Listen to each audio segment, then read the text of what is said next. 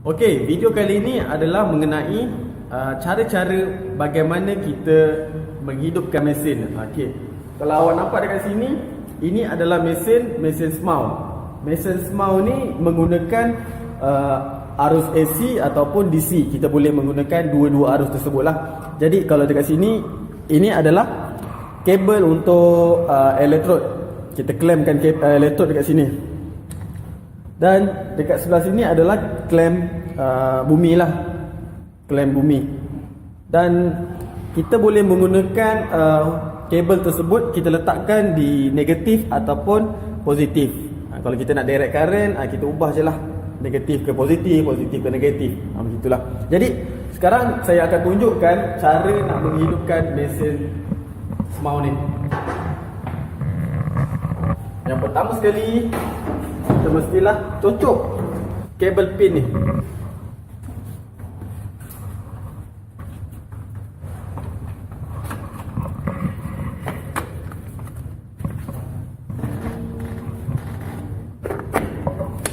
Bila dah masuk, kita onkan dia. Bila dah onkan dia, kita onkan switch belakang ni pula.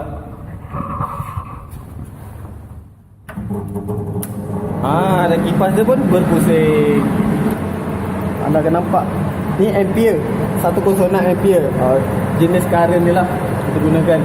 Kalau kita nak kuatkan, kita biasa api lah, panggil api dia, kita tinggikan sehingga 404.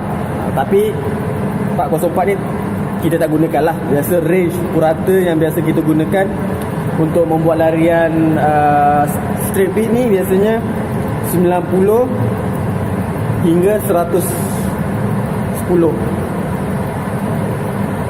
Itu adalah purata, average dia lah. Saya tak katakan wajib menggunakan 110, wajib menggunakan 115.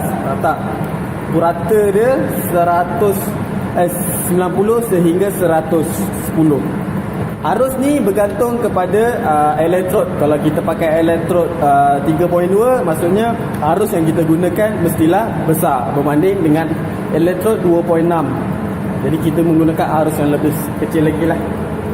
Okey, kita dah tahu macam mana cara menghidupkan mesin. Jadi seterusnya kita ingin meletakkan kabel ni pada kedudukan di mesin ni lah, antara positif ataupun negatif. Biasanya kita pakai kabel elektrod berada di kedudukan positif. Kalau awak boleh lihat dekat sini ada satu tombol macam kunci dia lah, selak dia.